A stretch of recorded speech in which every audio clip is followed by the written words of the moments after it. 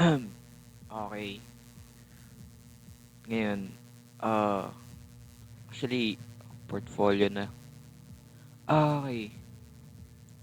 So, ano ba kanina natin? So, syempre, portfolio. So, ah, create. So, ito siya, Mira.com. To-do list. To-do list. Pwede rin to pang flowchart. Create a website portfolio. Okay, their documents. Okay, so, wait. Create a website portfolio. Ano mga kailangan? Siyempre, like, bios, mga ganun. Check natin. Yan.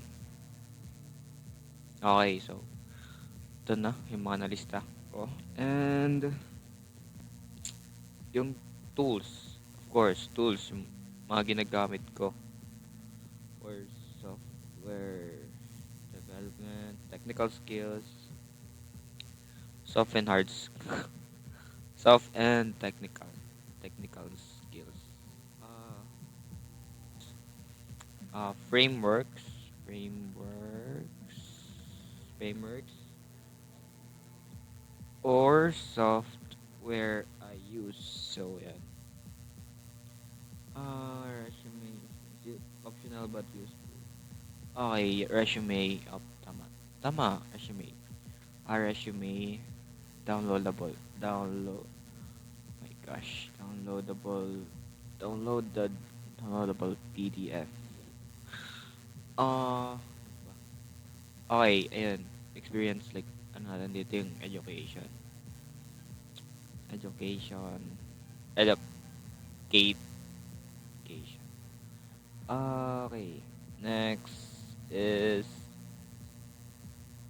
wait, let me mute this real quick. Uh, ano ba ba?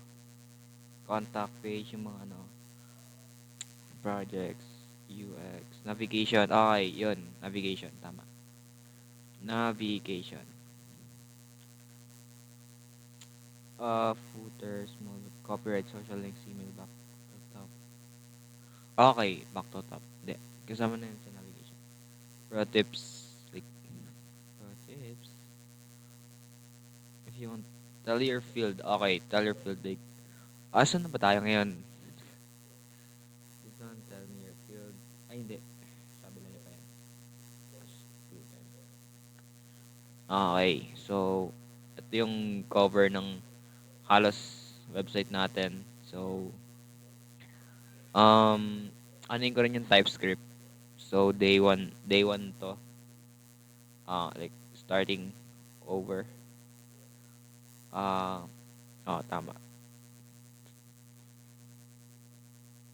Tama. Starting over and then learn na ako ng TypeScript for front end and then back end siguro JavaScript and CSS HTML pala pang ano pang UI interaction since mas ano rin yun all goods no no no yeah tama man tama okay so yun dito halos gumagamit developers Google Google full developers pwede kayo mag-browse here but ito na yung start ng website portfolio overall. Then add to-dos. Ito na yung to-dos. Actually, wait, lagyan natin, ano, at least nakatulong naman ito eh. Lagyan natin siya, wait, wait. Hindi ko maano. Yan, okay. So, add to-dos. Ayun na yung to-dos. Lagyan natin siya dito.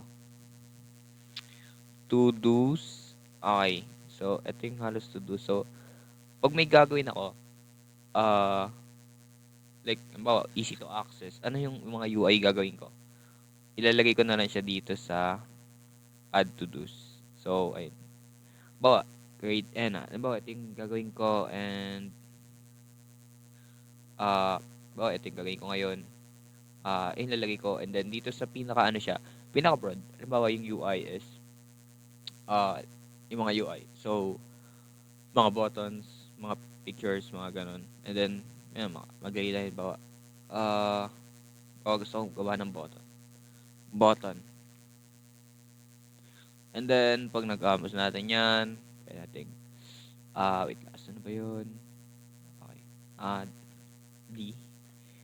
Yan, done na. And then, gawa naman tayo ng iba. Mga ganun lang, halos. And then, yun. So, day 1, overall, ano lang siya, overview ng magiging expected output natin overall. So, ayun lang. Thank you.